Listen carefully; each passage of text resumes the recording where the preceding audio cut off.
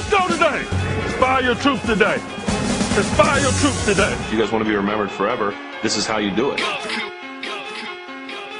All right. We win the game. This is a legendary defense. Put an exclamation point on your work. It's over, folks. The Pittsburgh Steelers have won the Super Bowl for a sixth-time unprecedented. It's time now for Black and Gold Central Radio, exclusively on the Pro Football Central Radio Network. Let's get those terrible towels waving.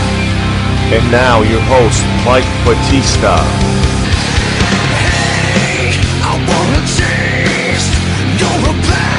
Good afternoon.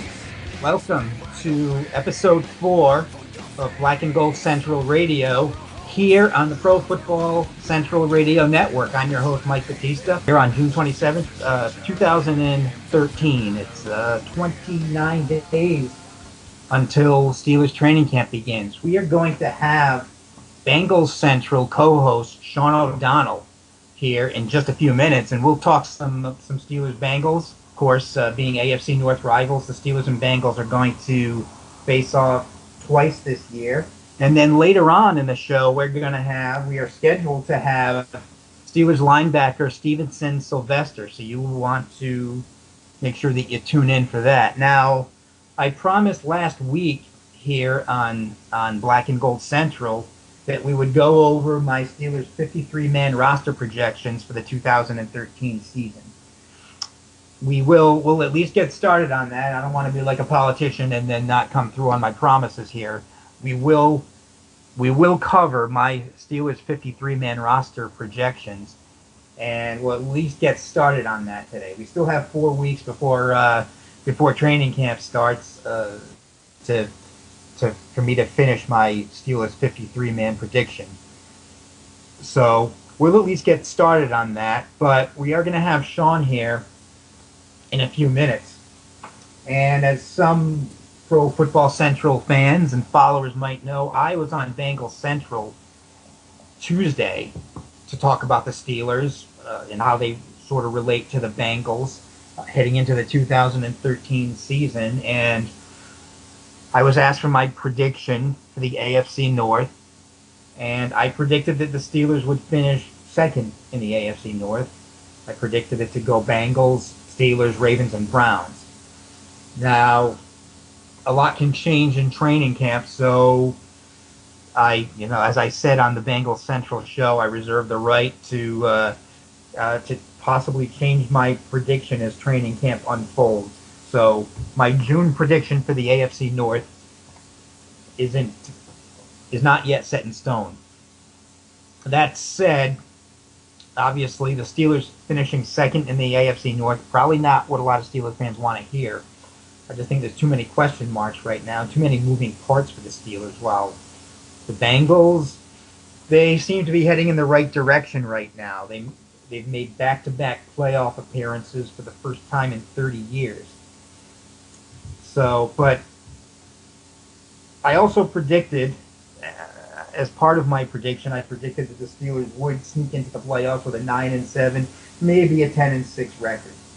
So, I guess I sort of covered myself there and prevented the Visigoth Steeler fans from storming the gates here on my prediction. So once they get into the playoffs, anything can happen. So what they're doing over on Bengals Central is they're talking to the hosts of the other of the podcast for the other AFC North teams, and since we all know that the NFL is a copycat league, so I'll begin to try that myself here on Black and Gold Central, and that's going to be starting with the Bengals, the Bengals Central co-host Sean O'Donnell. The NFL is a copycat league, so why can't NFL podcasters be copycats too? And I'll sort of try to follow in line with what they're doing over there on Bengals Central. So we have a couple of minutes here, and we do have some interesting questions to ask Sean O'Donnell, and they'll be coming on in just a couple of minutes. Hey, this is Marcus Wheaton, wide receiver. You are listening to Black and Gold Central Radio.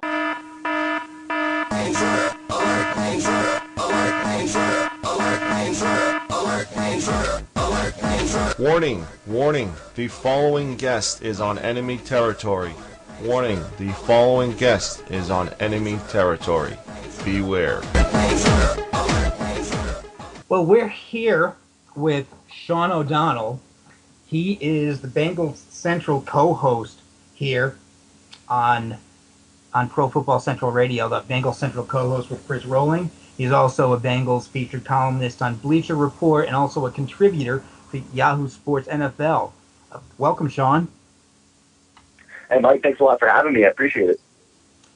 Now, Sean, I just want to let you know, and I have to admit that I'm old enough to remember the first year that the Cincinnati Bengals wore their striped helmets back in 1981.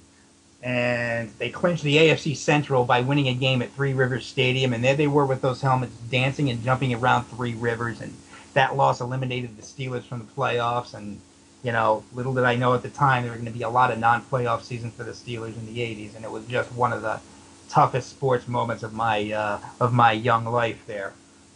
But go ahead. I gotta tell you that that I like that you're telling me that, because that happened 1 year before I was born. I was born in 1982, so I really didn't get to witness that in person. So it's good to hear from somebody's perspective that actually got to see that happen, because what I wouldn't have given to been born about 10 years earlier at least, so I could actually see the 80s play out for the most part, being a Bengals fan, because I think I kind of missed the best decade of football that the Bengals had to offer.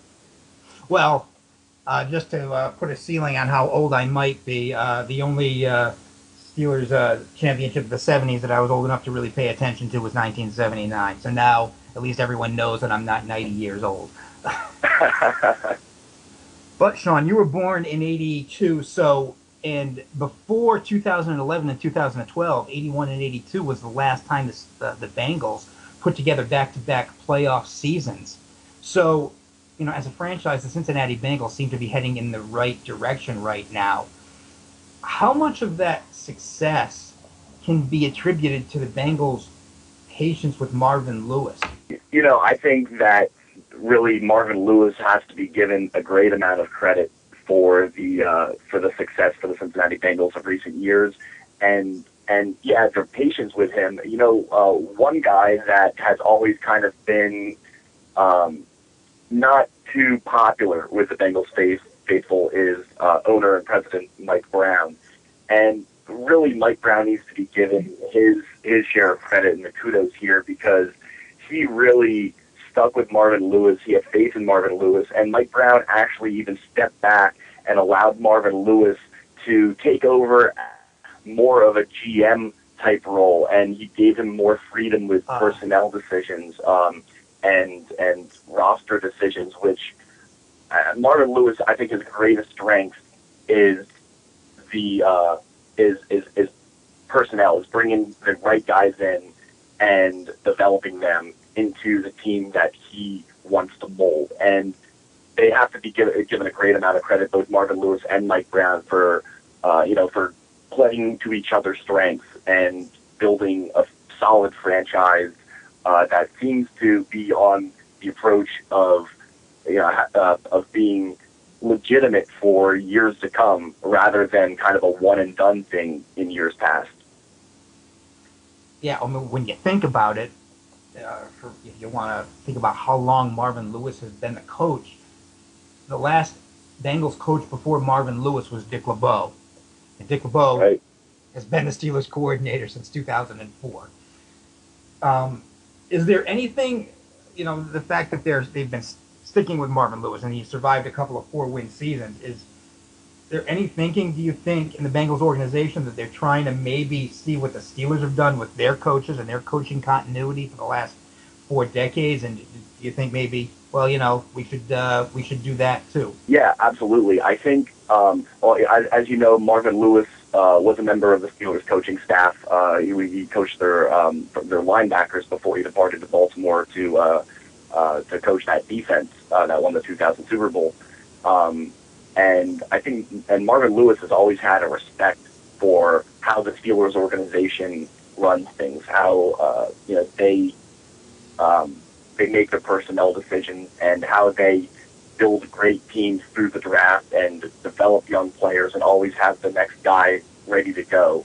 And Marvin Lewis has finally been able to bring that mentality to Cincinnati. He has the coaching staff that he wants in place, and he has the players in place that kind of share that same mentality. And I really do think that Cincinnati is trying to mold themselves into what the Steelers have done for successfully for such a long time. I personally always view the Steelers as one of the most intelligent teams in the NFL as far as making decisions in the off season and really sticking with what they do best.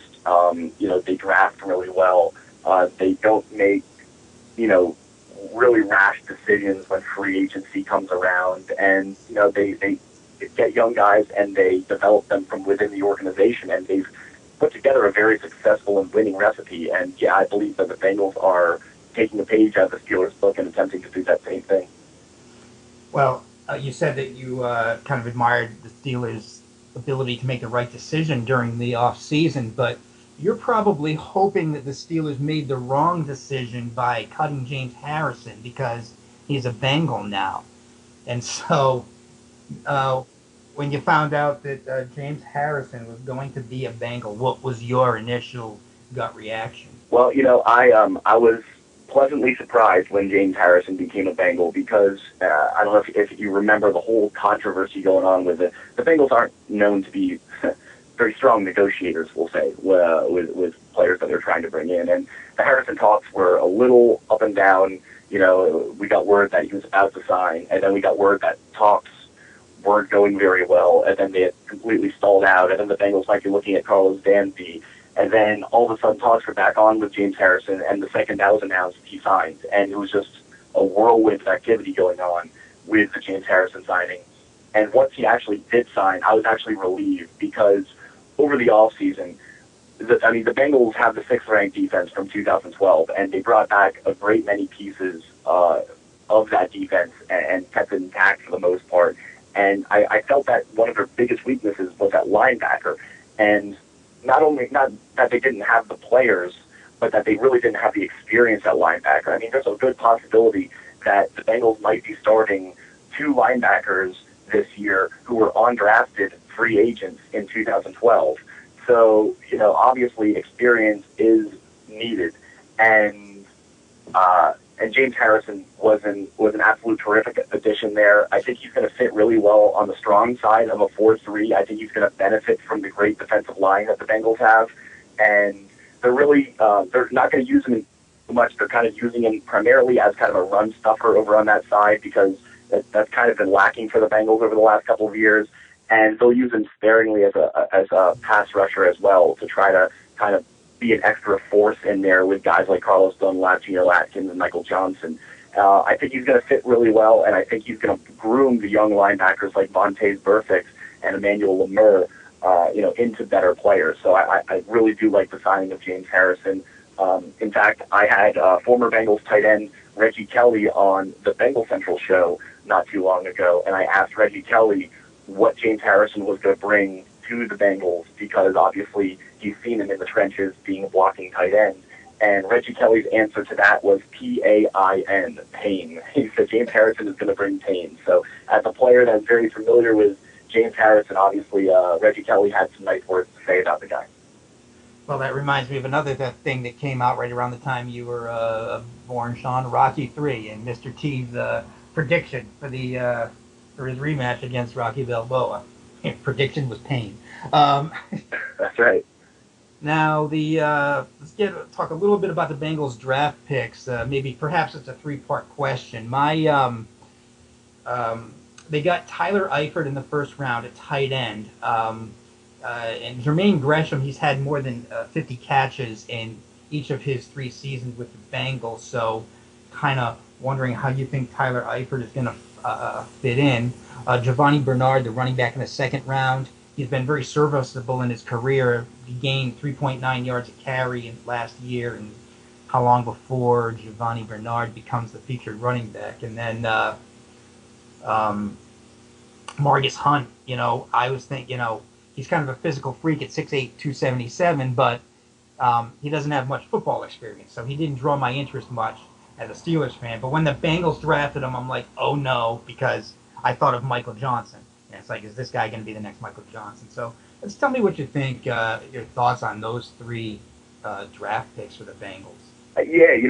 Tyler Eifert being taken in the first round, and a lot of people kind of have the misconception that it was kind of a luxury pick, but really the Bengals, and again taking a page really from the Steelers book and Ravens book, with Ozzie Newsome over there, they want the best player available on their board, and Tyler Eifert at that point in the draft was by far the best player available, and they feel that he can help the team more than any other player on the board at that point. And Jermaine Gresham, he has been very serviceable. As you said, he's a main target of quarterback Andy Dalton. However, Gresham's been a little inconsistent over the years. He struggles with drops. He really needs to improve his inline blocking ability. He was hit many, many times last season with false start and holding penalties during running plays. So that's one thing that he really needs to shore up. And I think it's the addition of Tyler Eifert isn't really necessarily saying that Jermaine Gresham might be on the way out. It's more of a 1A and a 1B tight end situation. I believe the Bengals will be using a lot more dual tight end sets this year. Tyler Eifert, it's rumored that they might be actually kind of moving around kind of like an H-back, putting him in the backfield as well as in line and split out wide. So I think you'll see those two guys on the field at the same time a lot this season. And I think they'll get roughly the same amount of snaps. So I think Tyler Eifert is just another weapon for Andy Dalton and another weapon on that offense. And, speaking of other weapons on that offense, Giovanni Bernard, the first pick of the second round for the Bengals, it has been, ongoing for since the end of last season. The Bengals need a fast running back. They need a guy who can catch out of the backfield. They need a versatile guy. And they were intent with going into the draft and taking a running back with those credentials. And Giovanni Bernard fits the bill perfectly.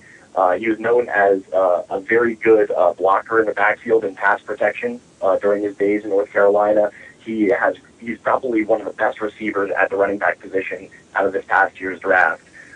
So I expect Giovanni Bernard, he'll be splitting carries with Jarvis Green-Ellis. Green-Ellis will probably still be the starter, and he'll be used on the short yardage situations and the goal line situations. I think those two guys will find the field at the same time as well for a great amount during the 2013 season, whether they're both in the backfield or Green-Ellis in the backfield and Bernard is split out wide. But I think the Bengals are going to find really creative ways to use Giovanni Bernard and to make the offense that much more explosive from last year when they finished 22nd in the NFL. And finally, Marcus Hunt. Marcus Hunt reminds me of another Michael Johnson pick, actually. And the funny thing is that Michael Johnson's current situation might have been one of the extenuating circumstances of drafting Marcus Hunt. Because like Michael Johnson, Marcus Hunt is just this huge athletic freak who impressed people like crazy during workouts. However, he's really raw as far as his football abilities go, and he's a guy that really does need to be coached up. He needs to be developed, and I think the Bengals are the perfect team to take him because of the significant depth on their defensive line. They're already too deep at both defensive end positions as well as the defensive tackle position. So there's no reason at all that Marcus Hunt needs to come in and contribute right away, other than maybe on special teams. So he can spend some time with the defensive staff of the Bengals and obviously defensive coordinator Mike Zimmer, who's one of the best in the NFL right now. And he can learn the game, and he can develop his skills and work on his technique and his fundamentals before he's plugged in. And being that Michael Johnson, is a franchise tag this year, I with the other players that Cincinnati needs to sign, I don't know if Michael Johnson's going to be sticking around in 2014. So Marcus Hunt could be the heir apparent in that situation. Okay, we've got another minute or so, Sean. So quickly, your predictions for the two Steelers-Bengals games this year, and your predictions for the AFC North. Well, the AFC North, I see it shaking out a lot like it did last year. And, barring from calling me a homer, I do see the Bengals winning the division this year, and I have a good reason for that. I believe the Bengals are, I want to say, they have the most consistency coming from last season. They were 10-6 along with the Ravens last season. And the Bengals the whole defense, is together. The coaching staff is all in place. And I think they improved on the offensive side of the ball. So, I really see the Bengals having another good season. I see a third consecutive trip to the playoffs. I think they have a great chance of winning the AFC North. I think the Steelers and Ravens are a lot closer than what people think. And I think that's going to be, as well as the Bengals, I think those three teams are really going to be in a tussle until the end of the season. But the Steelers and Ravens, I think, will be duking it out. However, just for right now, I'm going to give the Ravens just a slight advantage over the Steelers. And that's just because the Steelers, there's a lot of kind of question marks in there as far as they have a very young offensive line this season. Rookies from last year, Mike Adams and David Castro coming off injuries. The big question is keeping Ben Roethlisberger upright and healthy. So that's kind of the question mark for me. Baltimore has a question mark as well. Is Joe Flacco going to be the normal Joe Flacco of the regular season, or is he going to be the Joe Flacco of the playoffs? That's tough to tell. But if you want to ask me right now, it's going to be Bengals, Ravens, Steelers, Browns in that order in the AFC North this year. And as far as the Bengals-Steelers matchups go, I see a split again this year from the Bengals and Steelers. Those games, it doesn't even matter really what the records are, it seems, for these teams, because it's such a hard-fought contest every time they play each other. And they both won against each other on the road last year. And, I see basically the same thing happening this year. Although I think the Steelers are going to have the advantage on the Monday Night Football game in Week 2. The Bengals, I think, are still trying to figure out how to play in prime time. So I give the Steelers the edge during Monday Night Football. And I believe there are other contests, I think it's like in Week 15 this year, and I'll give the Bengals the edge there to split the series. Okay, yeah, I predicted a home-and-home split, which hasn't happened in the Steelers-Bengals series since 2001. Sean, thanks for coming on. Where can we find you on Twitter? Well, you can find me on Twitter at Sean O'Donnell NFL, and you can also find the Bengals Central radio show on Twitter at Bengals Central. So, please do me a favor, give us a follow, and let us know what you think, and give me some questions. Always looking forward to chatting it up on Twitter. All right. Thanks for coming on. Thanks for your insight, Sean. Are you looking for an NFL website that doesn't throw rumors against the wall and hope they stick? Then please go to ProFootballCentral.com for up-to-date news and information. ProFootballCentral.com is back and better than ever.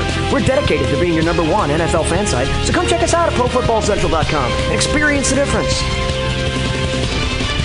Welcome back to Black and Gold Central. That was Sean O'Donnell, the Bengals co-host with Chris Rowling, and like me, he predicted a Bengals title in the AFC North, and he predicted the Ravens second, the Steelers third, and the Browns holding up the rear in the division.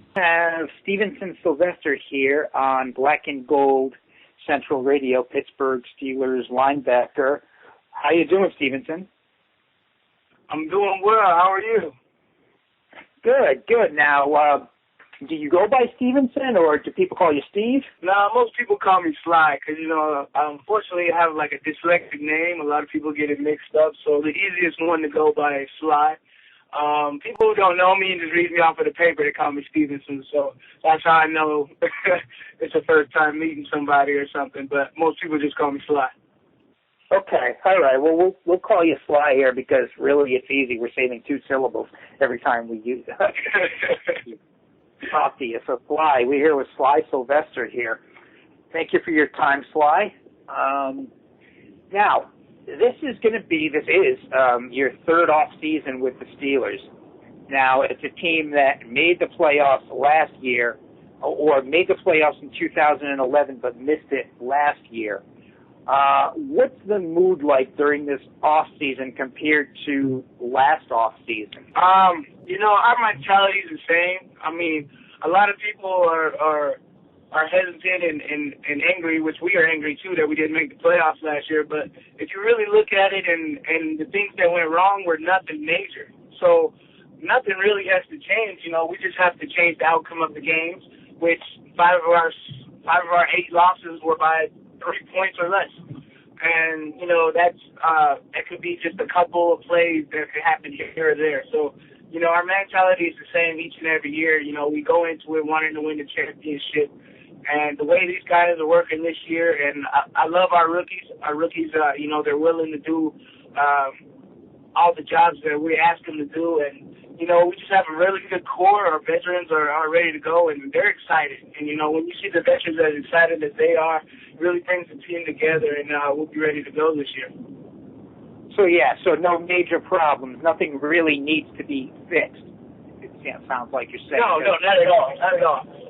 I know we had a big year in free agency with people leaving and going, but, everybody knows the Steelers are going to be all right. The way they handle their personnel, and they draft, and they pick up guys, and, we're going to be great. And, we take pride in being great, and that's why we're such a good team. And, I'm happy and excited to be a part of that.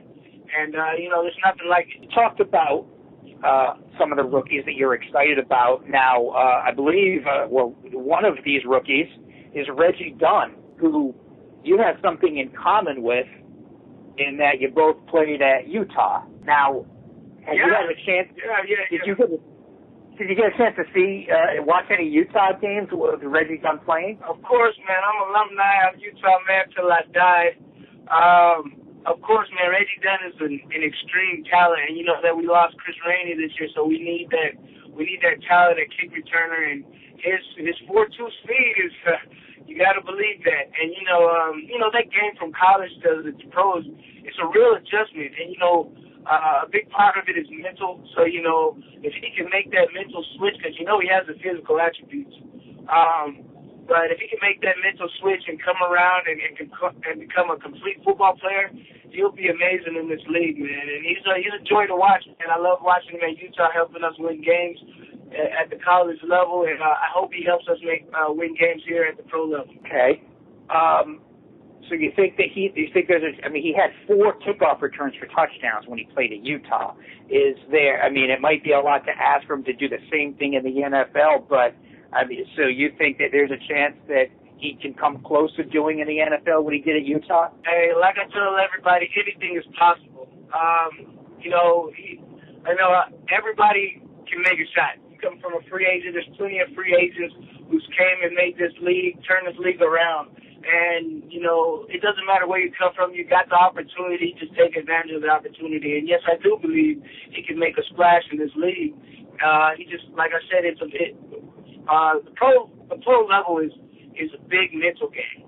And it's like you can make that switch from college to pros, that mental game, you will be unbelievable. And, that's what a lot of the early round picks are able to do.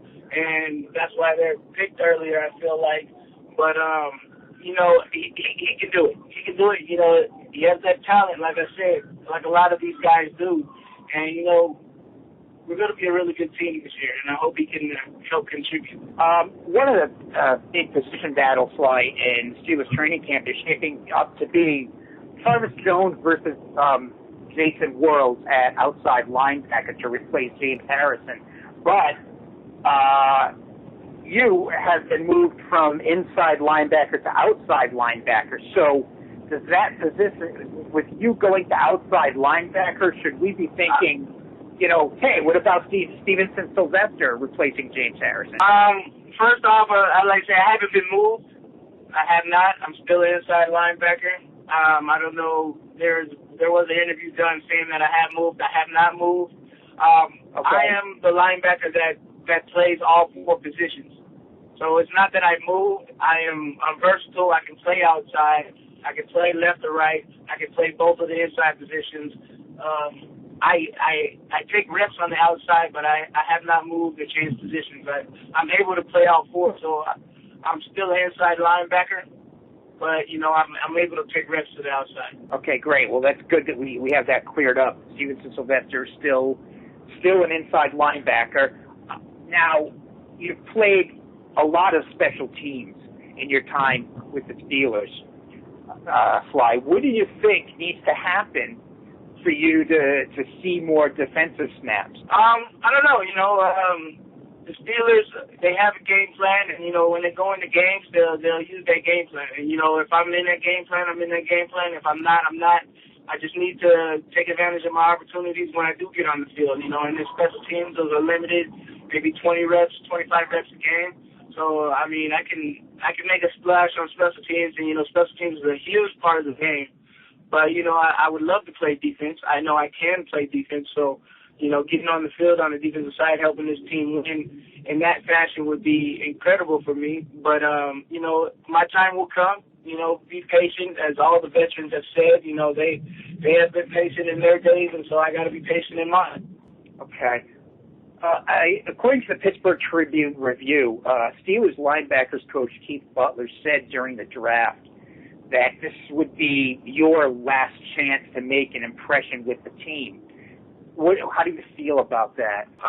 Same as every year. I feel like I have to make my last impression each time I go out on the field. This is a competitive league. If I feel any different than I did my second or third year, then I didn't have the right mindset. And those mindsets of the go-getters are the people that are the most successful, and the people that get too comfortable are the ones that take the back seat. So.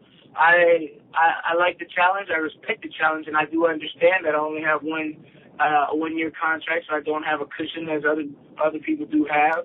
And the Steelers know what I can do. I don't know why he said I need to make an impression on them, but I'm gonna just get out there and play football the way I know how. Okay. Do you feel like? I guess from what you said, it kind of sounds like you always have to play like you're on the roster bubble. Yeah. That's that mentality. If you have that mentality, whether it helps you play that much harder or it helps you do that much more, then that's how you got to think about it. If you're not the guy to think about it that way, then just think that you're in a comfortable position. It all depends on mentality. And me, I'm always on the bubble in my mind. I'm on the bubble, whether I'm comfortable or not, whether I make plays. I know I can play this game of football, but, I'd love to play for the Pittsburgh Steelers the most. I love this team. I love my teammates. That's the most important thing to me, and I'd love to win another championship here in Pittsburgh. Just a couple more questions, Sly, before we let you get on with your day here. If it does end up that your niche on this team and your way to make this team long-term, year after year, is as a special teams ace or as a special, as primarily or exclusively as a special teams player. Is that, what do you think about that possibly happening? It could definitely happen. I've seen it happen before. So, if that's the way the avenue of my career takes me, then that's the way it's going to be. This game of football is hard. And if I'm able to make a team just on being on special teams, I'm blessed. You know what I mean? So,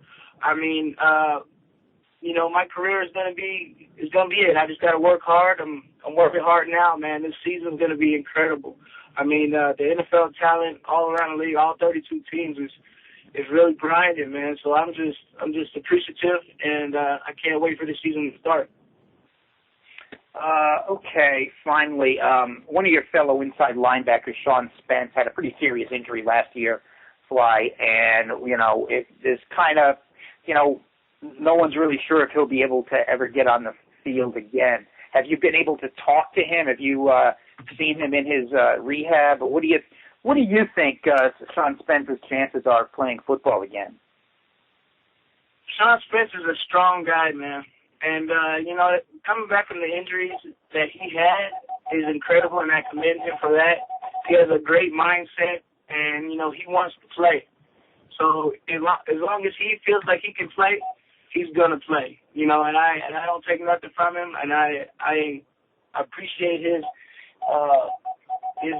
little umph in trying to get better and get back on the field, man. And everybody has to appreciate that on the team. And everybody does. Everybody loves him. Everybody knows he can play this game of football because he's a smart kid. And, he'll get back out there if he really is determined and wants to be there. Okay, Sly. Well, thank you for your time. Is there anything you want to plug? You want to plug your Twitter handle or anything you got going on? Yeah, follow me, man.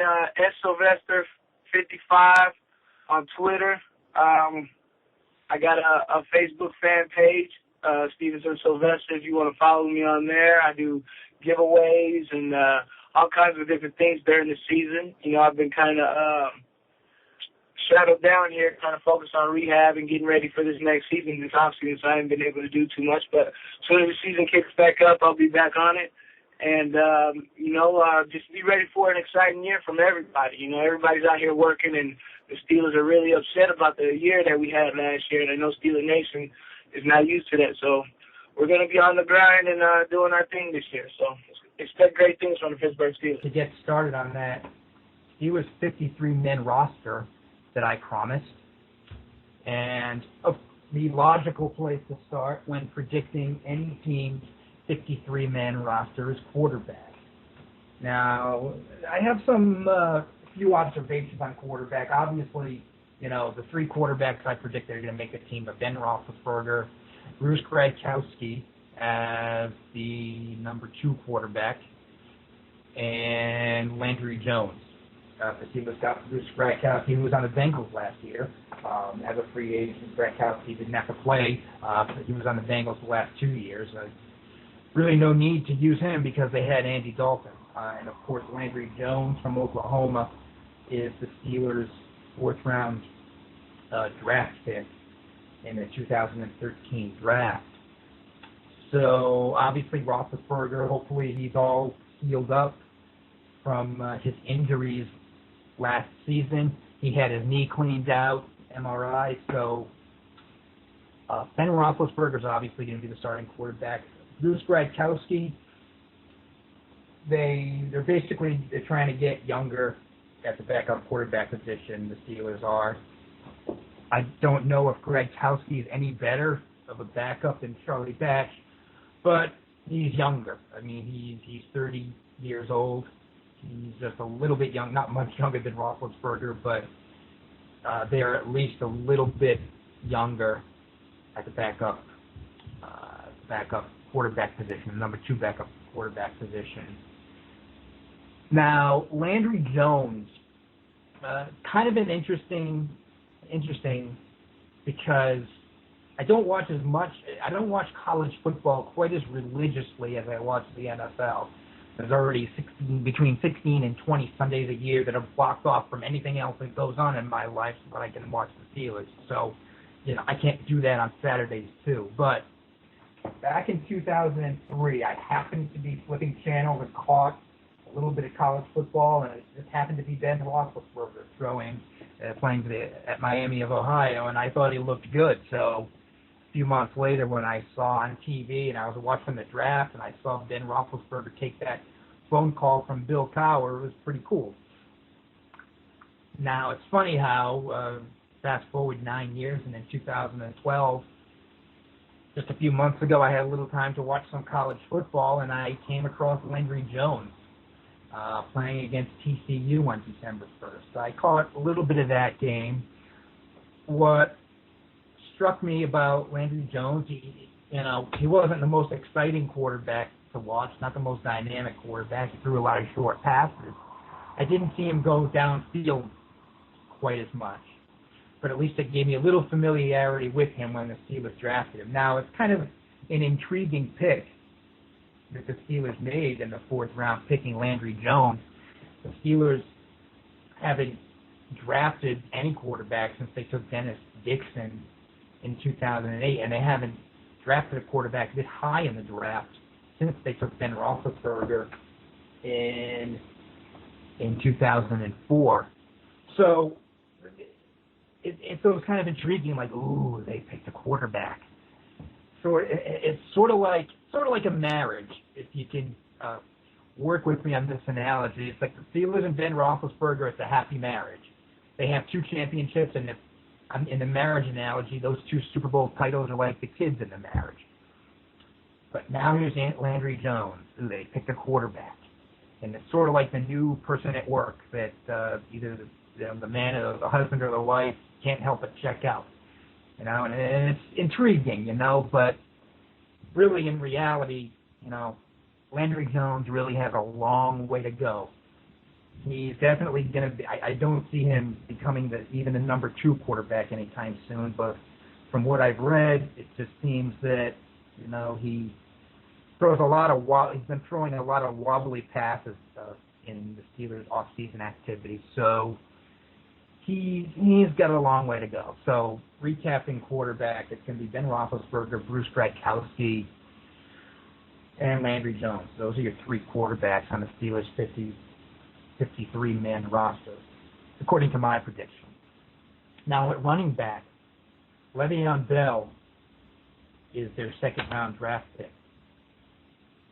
Now, obviously, rookies in the NFL, as Forrest Gump would say, they're like a box of chocolates. You never know what you're going to get. That said,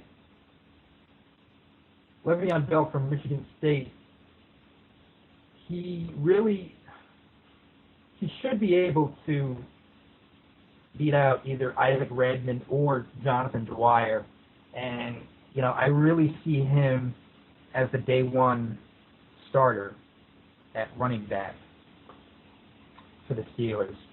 And I think that if he's not able to, to win the starting job over Redmond, who gained 410 yards last year, or Dwyer, who gained 623 yards last year for the Steelers, I think he's coming along too slowly if he's not the day one starter. So Le'Veon Bell is your first running back on the Steelers' 53-man roster. I also see Isaac Redmond making it. Short yardage, change of pace kind of running back. LaRod Stevens-Howling, who the Steelers got as a free agent from the Arizona Cardinals. I think with Howling, what I like about him is I think that he can be the next Mewelde Moore in terms of that, in terms of being a role player. And Mewelde Moore came along in 2008 and really was a nice role player as a third down back, helping the Steelers in 2008. And I think Stevens-Howling can be a more dynamic version of Mewelde Moore in that regard, because he can also return kickoffs. So, that LaRod Stevens-Howling, he might be, your Steelers' typical under-the-radar free agent signing that really works out well and really adds something to the roster. I see Baron Batch making the team, and then rounding it out is fullback Will Johnson. Now, the name that you're not hearing here is Jonathan Dwyer. From what I've read on Steel City Insider, Dwyer, it seems that Dwyer's about 15 pounds overweight. That's something that he's struggled with throughout his career. And then I just think that Baron Batch, I think the Steelers like what he can do on special teams. So I think he survives and he makes the roster over Jonathan Dwyer. So your 5 running backs are Le'Veon Bell, Isaac Redmond, LaRod Stevens-Howling, Baron Batch, and Will Johnson. Offensive line, not a lot of depth at this position. We have Marcus Gilbert. He is projected to be the starting left tackle. He's going to be in his second or third year, I believe. I really should look this up here, but he was drafted in the second round in either 2011 or 2010 by the Pittsburgh Steelers, one of the high draft picks the Steelers have been using on offensive linemen over the last few years. And he was taken in the second round. Marcus Gilbert was chosen in the second round of the 2011 draft. Okay, and so he's projected to be the starting left tackle. It's not a position he's played regularly, but he is now. It seems like he's going to be relied upon to protect Ben Roethlisberger's blind side. Not sure I feel completely comfortable with that because he missed most of last year with an injury.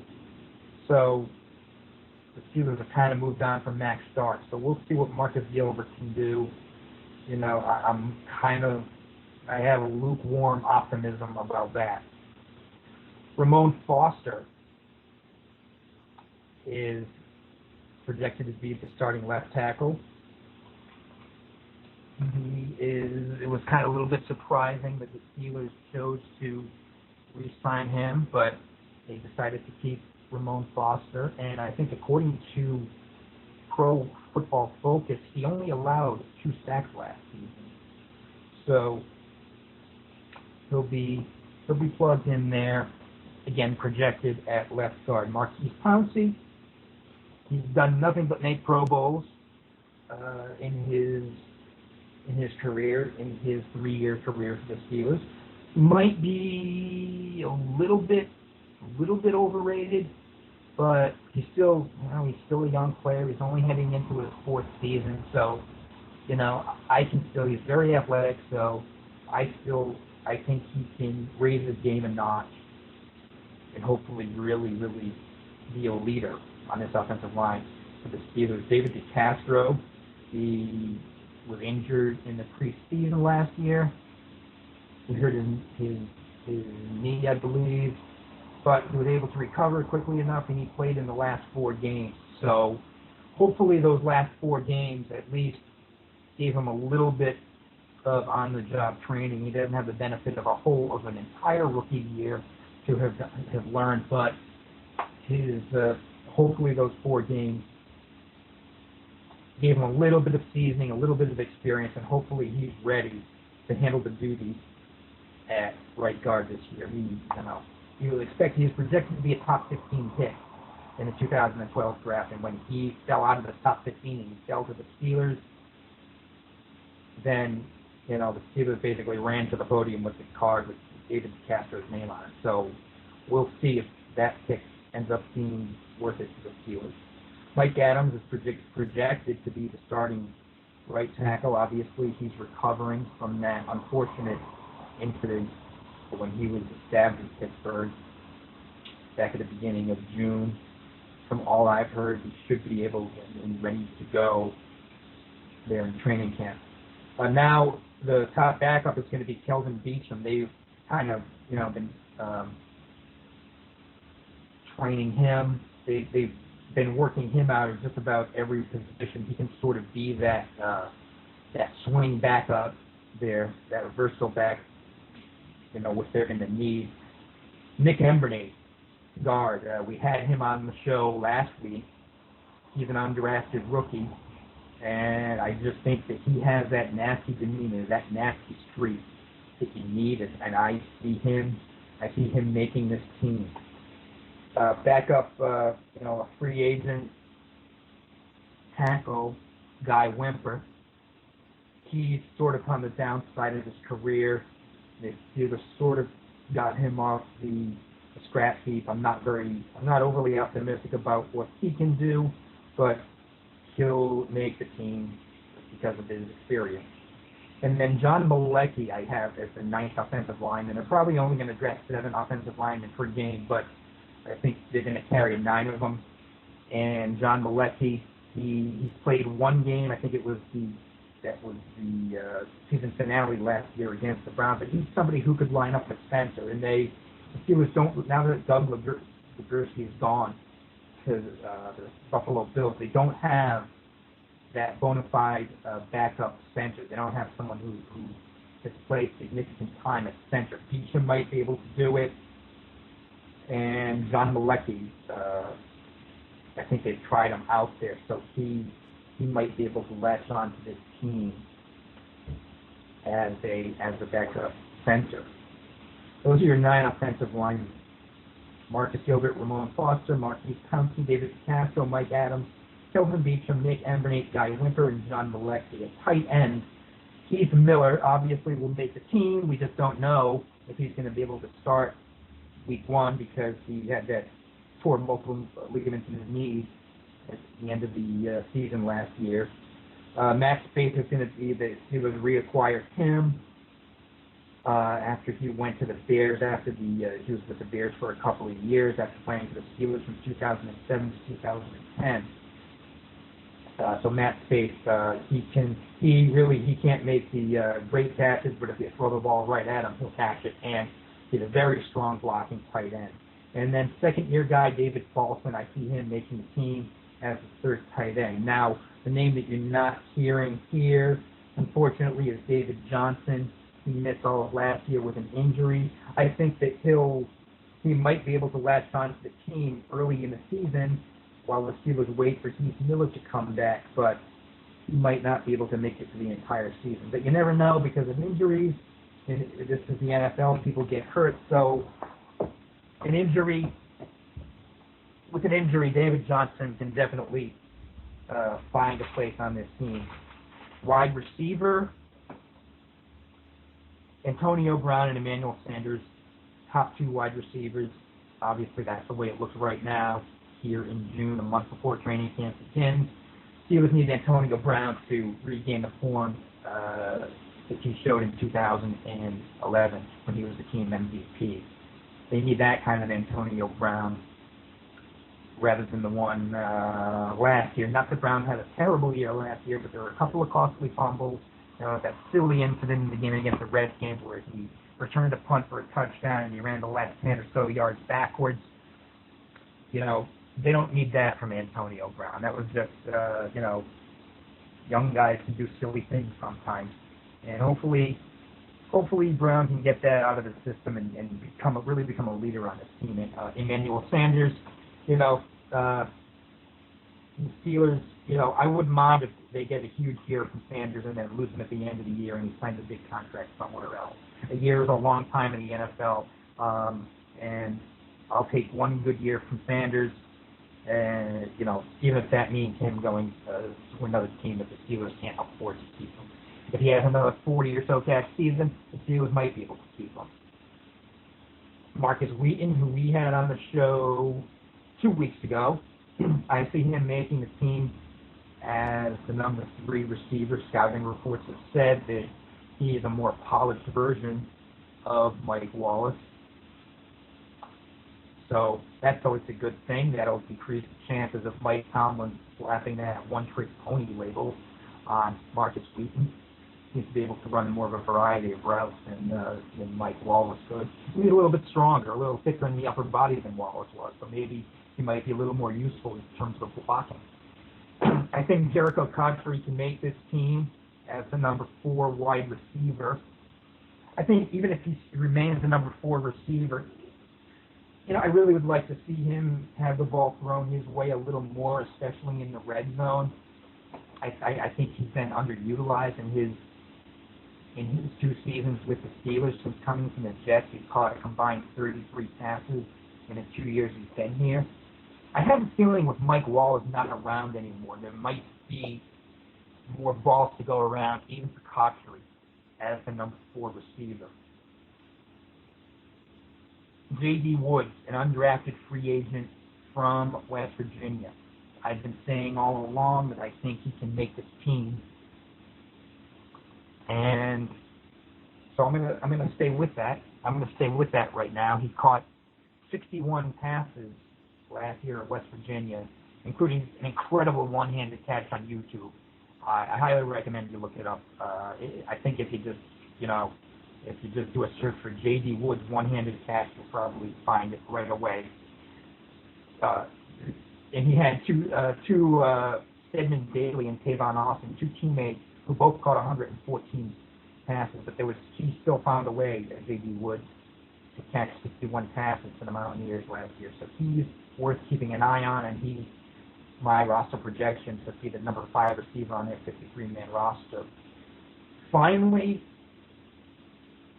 Reggie Dunn, an undrafted free agent from Utah. I think he's going to make it as the number 6 receiver, and he is going to be a kickoff return specialist. He set an NCAA record last season with 4 kickoff returns for touchdowns. and it's going to be really exciting to see if he can come close to doing that in the NFL. Special teams is very important, and the Steelers, if Reggie Dunn can help the Steelers get some special teams points, that would be great, and I think he's going to make the team. And the one name you're not hearing is Plaxico Burress, and I just think at 36, he, there are just some younger receivers who I think can win roster spots over him. If you're going to make it as a number 5 receiver on the team, you really have to be able to play special teams. And at 36 years old, I'm not sure I see Plaxico Burress doing that. It's unfortunate. From a sentimental standpoint, it would be great to see the prodigal son, Plaxico Burress, return and really have an impact with the Steelers after leaving as a free agent and going to the big city, New York, and winning a Super Bowl. It'd be great if Plaxico Burress could really have a good year in 2013, but my heart tells me Plaxico Burress makes the team. My head tells me J.D. Woods and Reggie Dunn beat him out for those last 2 wide receiver spots. So there's the offensive side of my 2013 Pittsburgh Steelers projected 53-man roster. Next week, we will go over the defense and the special teams. We're wrapping up now here on the 4th episode of Black and Gold Central on the Pro Football Central Radio Network. You can find us on Twitter at Black and Gold Central, Black, the letter N, Gold Central, or BNG Central is the actual handle. You can find us there too. We'd love to have more followers and more feedback. And you can find me, Mike Batista, at Steel Tweet. That's Steel_tweet. For now, we're going to be signing off. Thank you for listening, and we will see you next week. This has been a presentation of the Pro Football Central Network. For news, blogs, highlights, and more, log on to ProFootballCentral.com.